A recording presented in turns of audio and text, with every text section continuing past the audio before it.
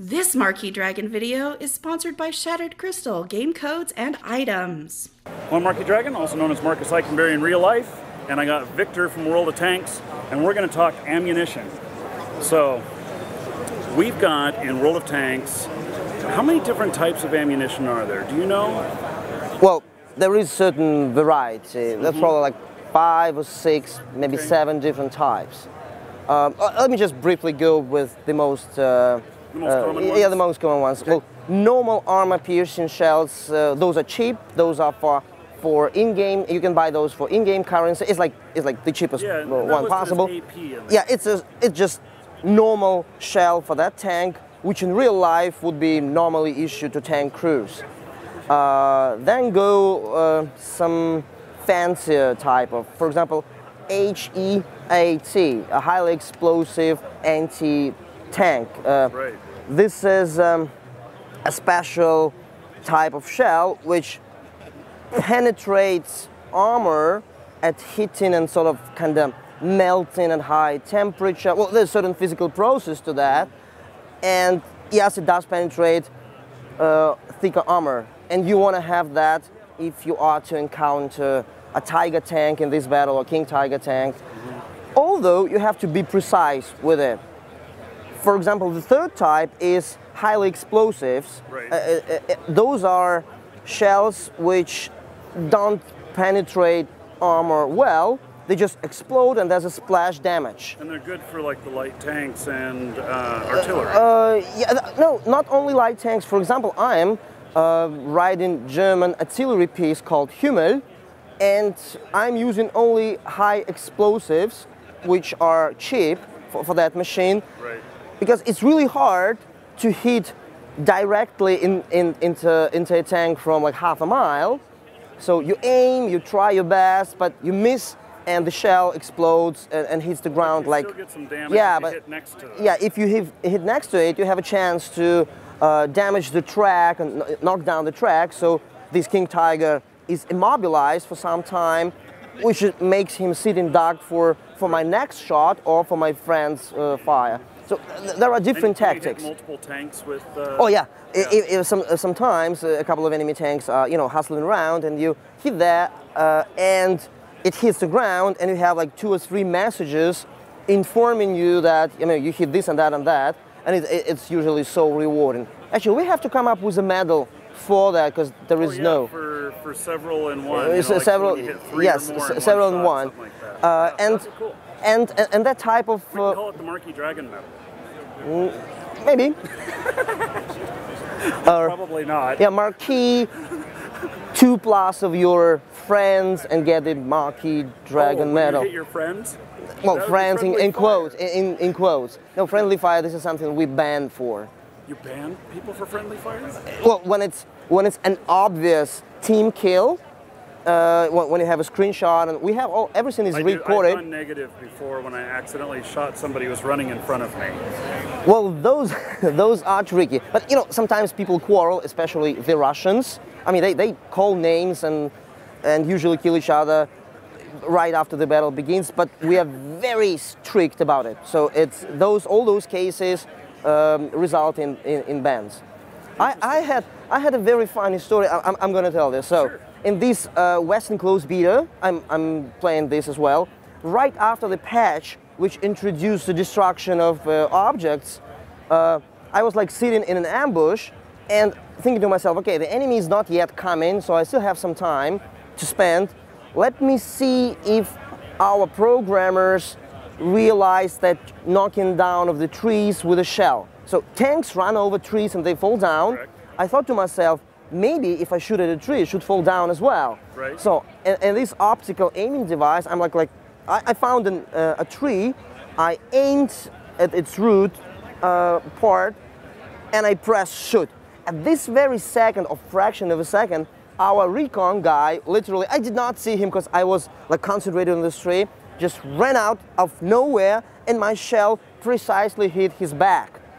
And I did not kill him, but he was like heavily damaged, so he survived. He came round me and like stopped behind me. He could not kill me because it was a small tank. I was in a Panzer tank, and he started like okay, I'm gonna like report to the support. I have screenshots, my friends can confirm that. I'm saying, hey, and Hey, buddy, go ahead. and I gave him an explanation, and then I realized that that was probably the most stupid explanation a guy could get. I'm like, hey, come on, I was trying to, like, imagine the guy is heavily hit by me exactly in the rear, and he was actually zigzagging, so he thought it would actually require quite a lot of skill to hit a zigzagging tank, which I did perfectly, so he did not believe me, obviously.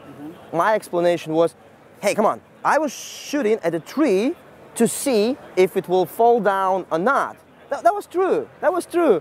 And the guy's like, yeah, these support people will decide. Yeah, so did support people come and talk to you about it? No. I went on and said, hey, come on, you have to believe me, because my nickname is Victor Kiss, which is Victor Kissler, my real name. I'm using my real name in the game. So I'm saying, hey, yeah, what the heck? Hey, I'm Victor Kissler. I'm the CEO of the company making this game. He's like, yeah, of course. I'm saying, and I'm like, you can Google me. Yeah. Well, that was fine. But really, if this guy is watching this program, I really was aiming for a tree. Okay, that's going to be the quote of the day. I was really aiming for the tree. Yeah. So, okay, and now there's one other type. There's the armor-piercing composite rigid. Yeah. Do you know what that's used for? Those are very expensive shells, and usually they like in silver or in gold? No. Those are shells you can buy only in gold. Okay. That's probably one example of direct battlefield advantage. It's not that you buy $100 worth of those golden shells and kill everyone. Those shells are effective only against heavy armored targets. They don't have much of a splash effect, so if you miss and do no damage. Like with highly explosive, if you miss, you still do a lot of damage. Yeah, if you hit near them, yeah, but these golden bullet, you have to be very precise, especially in the artillery. If you hit and if the target is like juicy bug, then it makes sense. Otherwise, it's not worth doing. And as I'm saying, not every tank you want to shoot with this one, because it is effective only when used right. Just when you expect to have Tigers in the opposing team or heavy Russian tanks, you'd rather have like 5 or 10 of these golden bullets in your ammo rack. Right. Chances are that you will shoot 1 or 2 and come back to garage with the whole pack intact. So it's a very rare occasion you want to use those. And the reason why we charge gold for those is that in real life, in real World War II, those were really, really expensive. Oh, okay. And like a crew could get like 1 or 2 of those for a couple of days. So that's a reason. So it's not the normal way World War II was fought. So those were really, really exclusive and rare in real life. One other question about ammunition now that you bring up about having them in your ammo racks. So when my ammo rack is damaged, does that mean that I have lost some of my ammo?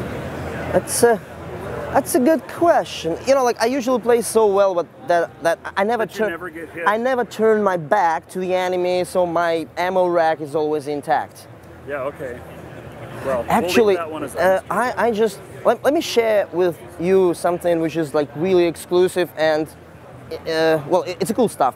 American tanks, which we are introducing literally like very, very soon, like within a couple of days or weeks. We decided, and it's almost official now, and you're the first one to know, that in American tanks, those armor-piercing, like cool shells, will not be sold for gold. They will be sold for credits, for those in-game silver money, most of them, with very rare exceptions. So like Russians and Germans, they have to buy armor-piercing shells for gold. But in the American tank, all the ammunition, with a very rare exception, will be for in-game credits you can earn in any battle. Of course, the prices will be a little higher, but that's not a gold currency, that's silver currency. That will make American tanks very different from German and Russians. And the reason why we will do that is that during war, for the American army, it was not an American economy and industry. It was not so much a problem to manufacture those premium shells. The problem was to deliver them So like if you make a rack of even a big box or the whole ship of those ammo, it was easier to produce in America those expensive, like cool ones, and then, well, avoid German submarines. And so as long as they are in France, they distributed those cool shells to everyone. So for Americans, it was not so much about the price of the shell, but the delivery cost. So that's the reason we will not charge real money or gold for American cool shells. Another what do you call it? This is another, God, what is it called? Yeah, I can give you a hint. We just want Russian players, like schoolboys who don't want to pay money anyway, to try out and level up American tanks. Because, you know, like, it will make them play more, but they will be happy because they will not have to pay any gold for shells. But it's an example of you being true to how it really was. Yeah, this is a historical game. So the historical piece of how it was hard to get them delivered, but they were higher quality, you're bringing that to the game. Yeah, that's a good explanation. Yeah. So, okay, Victor, thank you very much. Thank you. I appreciate learning more about ammunition.